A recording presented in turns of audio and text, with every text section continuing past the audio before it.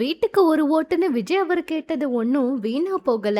தமிழக அரசியல் வரலாற்றுல இதுவரை கண்டிராத ஒரு விசித்திரமான ஆச்சரியமான தேர்தல் சூழல் இப்ப நம்ம எதிர்கொண்டு வரோம். வழக்கமா ஒரு புதிய கட்சி களமிறங்கும் போது அந்த கட்சியோட வேட்பாளர் யாரு, அவரோட பின்னணி என்ன, இப்படி பல விஷயங்களை மக்கள் ஆராய்ந்து அதுக்கு தகுந்த மாதிரி வாக்களிப்பாங்க. அந்த வகையில இந்த முறை தேர்தல்ல எதிர்பாராத பல விஷயங்கள் நடந்திருக்கு. ஆரம்பத்துல இருந்தே விஜய் அவரை அவ்வளவு பெருசா யாருமே இவரை நிச்சயமா வெற்றி பெறுவாரு அப்படிங்கிற மாதிரி எல்லாம் கூட எந்த ஒரு விஷயங்களையுமே சொல்லவில்லை.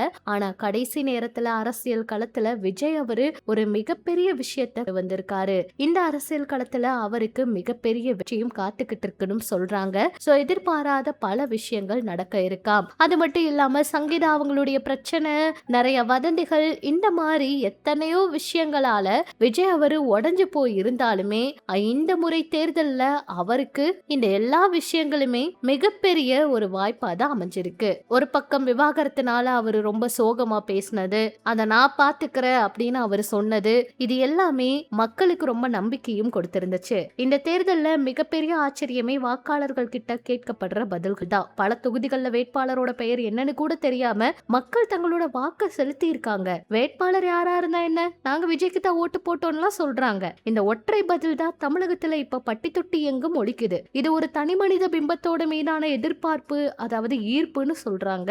பாரம்பரிய அரசியல் கட்சிகளோட மக்கள் இனிமேல் அவங்க போதுங்கிற ஒரு அதிருப்தியை வெளிப்படுத்தி இருக்காங்களாம். ஒரு மாற்றத்துக்கான தேவையும் பறைசாற்றுகிறதுன்னு சொல்றாங்க. வேட்பாளரை விட கட்சியோட சின்னமும் தலைவருமே வெற்றியை தீர்மானிக்கும் சக்தியா மாறி இருக்கிறது இந்த தேர்தல்ல தான். ஜனநாயகத்துல வழக்கமா பணபலம், ஆள்பலம், சாதி ரீதியான வாக்குதான் அதிகமா பேசப்படும். இந்த முறை மௌன புரட்சி அடிமட்ட அளவுல நிகழ்ந்திருக்குன்னே சொல்லலாம். ஆரம்பத்திலிருந்து பேசின விஜய் அவரு கொஞ்ச நாளா அவருக்கு ஏற்பட்ட பிரச்சனையால ரொம்பவே உடைஞ்சு போயிட்டாரு. விஜய் அவருக்கு அந்த கரூர் பிரச்சனைக்கு அப்புறமா அவர் நிச்சயமா தேர்தல்ல போட்டியிடுவாரா அப்படிங்கிற கேள்வி வரைக்கும் வந்துருச்சு.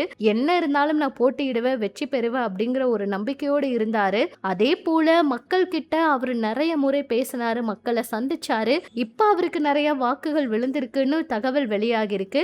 இன்னும் ஒரு வாரம் தான். இந்த ஒரு வாரத்துல எல்லா விஷயங்களும் ஒரு மிகப்பெரிய எதிர்பார்ப்பை ஏற்படுத்தி இருக்கு. என்ன நடக்க போகுதுன்னு பொறுத்திருந்து பார்க்கலாம். விஜய் அவருக்கு அவரு பேசின விமர்சனம் எல்லாத்துக்குமே வெற்றி வரப்போகுதா, இல்ல யாரு வெற்றி பெற போறாங்க அப்படிங்கறதெல்லாம் பொறுத்திருந்து பார்க்கலாம். இதெல்லாம் பற்றி உங்களோட கருத்துக்களை சொல்லுங்க. இந்த முறை யாரு வெற்றி பெற்றா நல்லா இருக்கும்னு நீங்க நினைக்கிறீங்க அப்படிங்கிற உங்களோட கருத்துக்களையும் பதிவிடுங்க. இது போல சினிமா, அரசியல் தகவல் எல்லாம் தெரிஞ்சுக்க நம்ம சேனலோட இணைஞ்சிருக்கு.